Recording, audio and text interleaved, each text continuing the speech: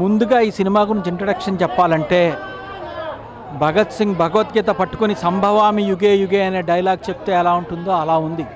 Opening shot ఒక ఒక ఒక క్లైమాక్స్ లాంటి షాట్ తీసుకుని ఏమంటాడంటే ప్రతి సినిమాకి ఒక ప్రారంభ సన్నివేశం పతాక సన్నివేశం ఉంటాయి, కానీ ఇది మొదలు కాదు అని చెప్పి అక్కడి నుంచి ఫ్లాష్ బ్యాక్లో తీసుకెళ్తాడు. చాలా అంటే మంచి గ్రిప్పింగ్ ఇంపాక్ట్ఫుల్ షాట్ తీసి అక్కడి నుంచి బ్యాక్కి వెళ్తాడు. అదొకటి చాలా బాగుంది. ఆ తర్వాత పవన్ కళ్యాణ్ 2-3 ఎంట్రీలు ఇచ్చాడు, అంటే ఫ్లాష్ బ్యాక్ ఎంట్రీ అని ఫ్రంట్ ఎంట్రీ అని. ఆ 2-3 ఎంట్రీలు చాలా బాగున్నాయి. And first time Harish Shankar Pawan కళ్యాణ్కి డెనిమ్ జాకెట్స్ వేయించాడు, colourful denim jackets, cowboy hat, దాని మీద ఒక బఫెల్లో, చేతికి ఒక బ్రేస్లెట్ లాంటిది, మెడలో ఓంకారం లాకెట్టు, రగ్గెడ్ జీన్స్, కింద మంచి షూస్, హీల్ ఉన్న షూస్, వాటి మీద metal pieces, real cowboy getups. పైగా ఒక స్టర్డీ జీపులో వస్తూ ఉంటాడు.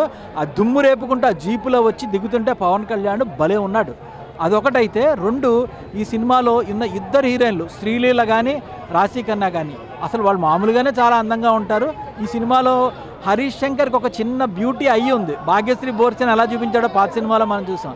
అదేవిధంగా ఇంకా బాగా హైలైట్ చేశాడు. రాశి ఖన్నానే మోర్ మోడర్న్ అటైర్ చూపించాడు, శ్రీలీలనేమో మోర్ ట్రెడిషనల్లో చాలా అందంగా చూపించాడు. అయితే మెయిన్ హీరోయిన్ శ్రీలీలే. రాశి ఖన్నాని జనానికి మెసేజ్ ఇవ్వడానికి ఆయన యూజ్ చేసుకున్నాడు. ఇదొకటైతే. తర్వాత మంచి డైలాగ్ బ్లాక్స్ ప్లాన్ చేసుకున్నాడు పవన్ కళ్యాణ్తో. ఒక్కొక్క డైలాగ్ బ్లాక్ ఒక్కొక్కలా పేలింది తమాషాగా. పార్థిబన్ అంటాడు, నిన్ను ఎవడు రానిచ్చాడు ఇంట్లోకి అని అంటే, సునామీ వచ్చినప్పుడు ఎవడి పర్మిషన్ తీసుకోదు, అలాగే అణుబాంబు వచ్చినప్పుడు నువ్వు ఆపలేవు అని చెప్తూ ఒక డైలాగ్ చెప్తాడు. అలాగే నాలాంటి వాడు వచ్చినప్పుడు అన్నీ మూసుకుని కూర్చోవాలని అదొక డైలాగ్ కానీ, అలాగే ప్రీ క్లైమాక్స్లో డైలాగ్స్ కానీ, క్లైమాక్స్లో ఫైనల్గా ఒక డైలాగ్ ఉంటుంది. మా దేశంలో మా సాంప్రదాయం ఆడవాళ్ళు బొట్టు పెడతారా, మగవాళ్ళు బొట్టు పెడితే ఎలా ఉంటుందో చూస్తావా అని గన్ తీసి ఫైట్ చేస్తాడు.